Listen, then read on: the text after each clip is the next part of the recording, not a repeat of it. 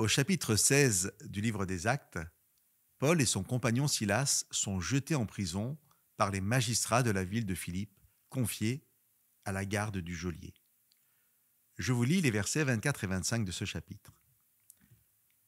Le geôlier les jeta dans le cachot central et leur mit des entraves de bois aux pieds. Vers le milieu de la nuit, Paul et Silas priaient et chantaient les louanges de Dieu. Les prisonniers les entendaient.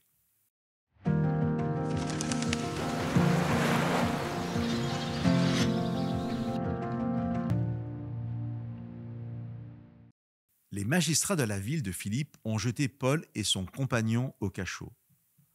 Au cœur de la prison, dans le cachot central, au cœur de la nuit, au cœur de la louange, au milieu des autres prisonniers, Paul et Silas témoignent de leur foi en chantant.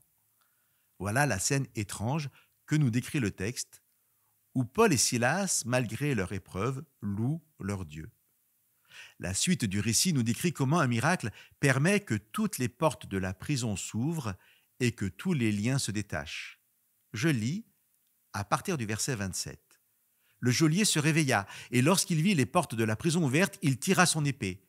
Il allait se supprimer, pensant que les prisonniers s'étaient enfuis. Mais Paul cria « Ne te fais pas de mal, nous sommes tous ici !» Alors le geôlier demanda de la lumière, entra précipitamment et tomba tout tremblant devant Paul et Silas. Au cœur de la délivrance, au cœur de la lumière, au cœur de l'offre du salut, Paul cria « Ne te fais pas de mal !» Quel témoignage extraordinaire de Paul, jeté en prison, sans jugement, entravé par des liens, qui, dans la paix de Dieu, chante des louanges à Dieu et dont la première préoccupation, une fois libéré miraculeusement, est le salut de celui qui est son geôlier. Nous avons vu dans une émission précédente que Paul considérait les autres qui ne partageaient pas sa foi comme des personnes bénies par Dieu, comblées de nourriture et de bonheur. Le regard que Paul porte sur l'autre se veut être le regard que Dieu porte sur nous. Et je crois qu'ici, Paul est le porte-parole de Dieu, son mégaphone. C'est un petit clin d'œil au texte grec qui nous dit que Paul cria d'une voix forte, en grec d'une mégaléphonée, qui a donné en français le mot mégaphone.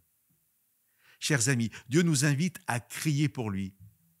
Non pas un cri de dénonciation, un cri d'accusation, mais un cri qui enjoint l'autre à ne pas se faire de mal, même s'il participe à l'injustice que nous vivons.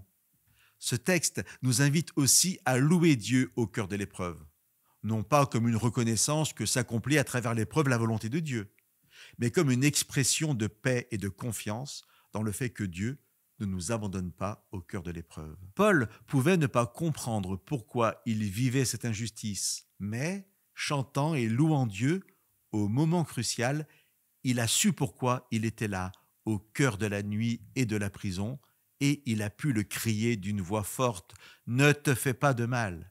Il était devenu une bénédiction pour les autres prisonniers et pour le geôlier. Chers amis, soyons nous aussi aujourd'hui les mégaphones de Dieu.